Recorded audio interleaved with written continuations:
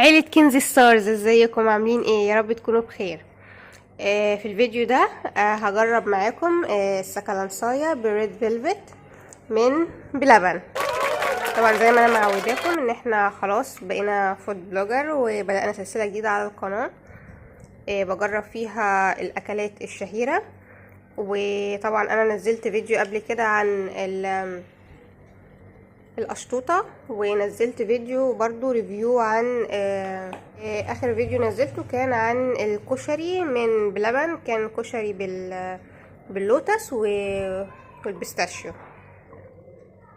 النهارده بقى هنجرب السكالانسايا، وهنحتاج بقى مساعدة، حد يفتح معانا الكيس ده ويفرجنا. ممكن بس نقرب عشان الناس تتفرج بس. ايوه تمام، ممكن بقى تساعدينا وتفتحي لنا الكيس لو سمحت. المرة دي نسي ان هو يغلفولي واداني الغطا كمان مفتوح، فرجعت له تاني لانه كان هيدلق. قلت له ده كده هيدلق، انت اصلا مش قافل الغطا وكمان مش لاففها لي. قلت له بقى يلفها لي علشان ما يتقلبش مني في الطريق. وريني كده.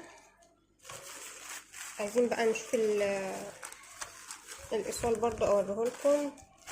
هي اهي مكتوب ان هي سكالانسايا ريد فيلفت ب80 جنيه. ده الايصال التاني. تمام، وده شكله زي ما انتم شايفين. وادي المعالق. تعالوا بقى نجرب وندوق سوا ونشوف هيكون طعمه عامل ازاي. يلا ندوق كده ونقول بسم الله. المرة دي بصي، يعني العلبة مش زي الكشري كده كان مليه. لا هنا بصي، يعني التقييم المبدئي ان هو مش كريم، غير اصلا هو ساعتها كان مديني العلبة مفتوحة. المرة دي يعني ما بس خلينا ندوق ونقيم، وبلاش دعوة وملناش دعوة بقى بالايه ان هو ادانا العلبة ايه مفتوحة ومش مفتوحة والكلام ده كله. يلا بسم الله.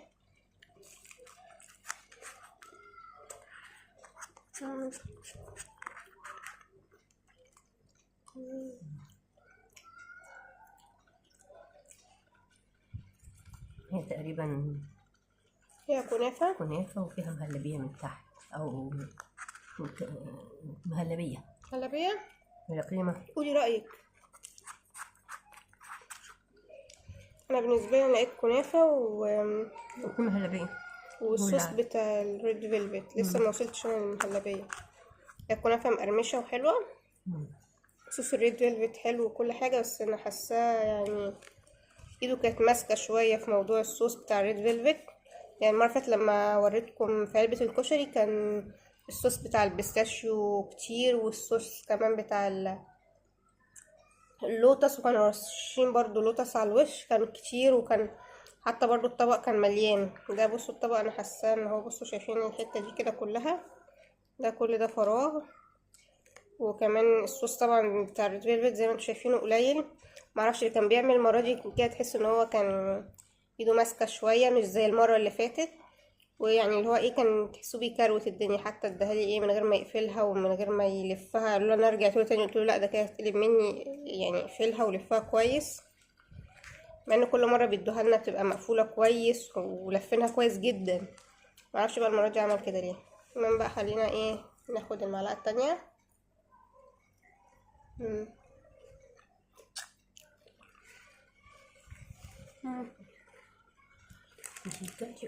انا حاسه ان هي مش مهلبيه، لا انا حاسه ان هي كريمة.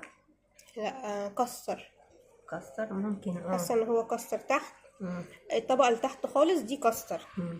بعد كده حاطين كنافه متحمصه حلو، وعلى الوش كده يعني حاطين يعني صوص ريد فيلفت خفيف قوي زي ما انتوا شايفين اهو، يعني مش متغطي زي الطبق بتاع الكشري لما كان متغطي فيه بقى البيستاشيو واللوتس والحاجات دي. لو حد جاب السكالانسايا اللي هي بالريد فيلفت من عند بلبن يكتب لي تحت في كومنت ويقول لي ايه رأيه فيها. بالنسبة لي انا تقييمي ليها 8/10. انا شايفة ان الكشري لا يكسب. الكشري اللي هو بالبيستاشيو واللوتس كان ياخد 10/10، وكان الكرمة فيه جدا وكان حلو. لكن ده اديله 8/10 عشان زي ما انتوا شايفين الريد فيلفت قليل شوية والطبق مش مليان قوي، غير كده ان هو يعني كان مديهولي مش مقفول كويس. سعرها 80 جنيه طبعا، يعني سعرها غالي سنة. فاحنا طبعا يعني ممكن نجيبها عشان ما نبخلش على نفسنا، بس اكيد طبعا مش هنجيبها دايما، هنجيبها مثلا كل فترة حابين نخرج نتفسح نرفه عن نفسنا شوية، لكن اكيد ده يعني مش هيكون حاجة بنجيبها كل يوم، يعني مش معقول. بصوا انا بعد ما دخلت كده جوه شوية لقيت ان الطبقة اللي هنا دي فيها كريمة وتحتها فيها زي كيكة البابايا كده، كيكة مسقية باللبن شبه القشطوطة اللي احنا جبناها قبل كده.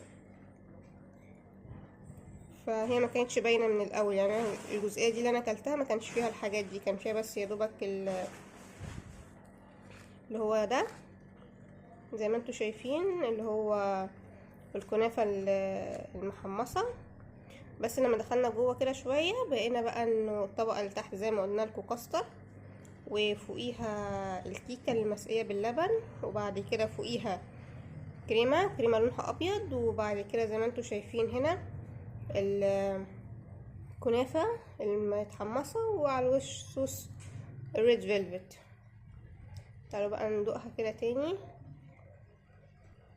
مع كل الطبقات دي، يعني طبعا اللي في الجنب ما كانش فيه بقى الكيكة المسقية لبن، وما كانش فيه الكريم شانتيه دي. خلينا بقى ندوق بقى المرة دي بقى مع كل الطبقات دي.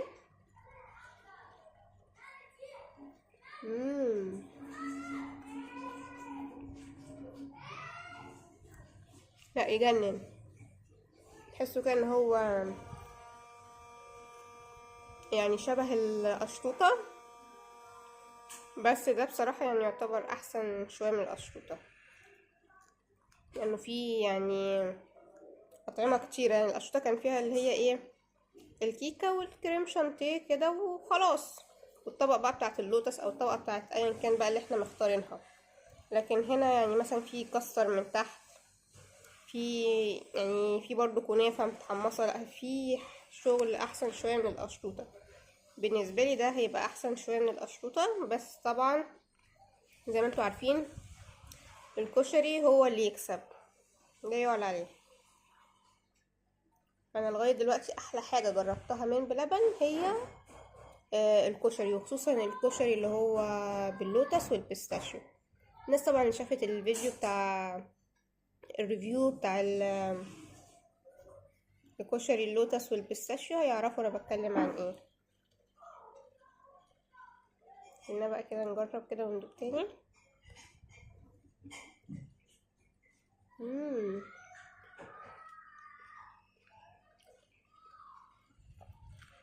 لا حلو، بس طعم حلو بصراحة، طعم خطير، خصوصا مع الكاستر وكيكة البابايا الاتنين مع بعض دول عاملين ميكس ايه حلو قوي. لا بصراحة الطعم حلو، اكلاتهم طعمها حلو جدا. بس بقى ايه لو يبقى ايده فرطة كده زي المرة اللي فاتت، ما كانت ايده فرطة وكان خالي الطبق مليان. يعني هو حلو بس كان هيبقى احلى لو كنا نكتر شوية صوص الريد فيلفت على الوش، كانت تبقى ايدهم كريمة شوية زي المرة اللي فاتت، زي ما كانت ايدهم فرطة المرة اللي فاتت في الكشري. يعني مثلا الكريمة هنا زي ما انتوا شايفين الكريمة ايه موجودة في النص بس، لكن الجوانب هنا ما فيهاش كريمة، شايفين؟ يعني المرة اللي فاتت كان في الكشري لا الكريمة كانت كتير قوي، المرة دي كان تحسوا كان هو كان مستعجل قوي، فحسيت ان هو كروتنا شوية. خلينا كده ندوق تاني. كل مرة بتحسوا ان الطعم مختلف، لان انا بقى بعمل ميكس ما بين كل الحاجات اللي موجودة. يعني المرة دي مثلا عاملة ميكس ما بين الكاستر والكنافة.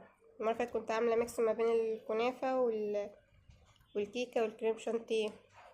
مرة كنت عاملة ميكس ما بينهم كلهم، فكل مرة بقى تحسوا ان المعلقة طعم جديد، طعم مختلف، كل مرة تاخدوا فيها يعني معلقة تحسوا انه لا واو حلو قوي.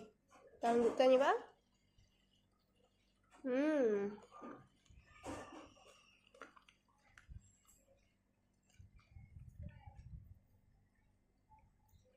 حلو قوي يجنن. بس كده، ده كان فيديو النهارده، يا رب يكون عجبكم. طبعا لو عجبكم الفيديو حطوا لايك للفيديو، واكتبوا لي تحت في كومنت حابين اعمل لكم فيديوهات عن ايه تاني، وحابين اجرب اكلات ايه تاني. وطبعا لو انتوا لسه جداد في القناه فاهلا بيكم، انا كنزي ستارز. في زر احمر تحت الفيديو مكتوب عليه اشتراك او سبسكرايب، اضغطوا عليه وفعلوا الجرس، وبكده هتكونوا انضميتوا لعيله كنزي ستارز، ومش هيفوتكم اي فيديو تاني من فيديوهاتنا، وهتكونوا انتوا اول ناس تشوفوا فيديوهات كنزي ستارز. طبعا ما تنسوش تسيبولي كومنت جميل زيكم، واشوفكم على خير ان شاء الله في الفيديو الجاي، وبحبكم بعدد نجوم السما. مع السلامة.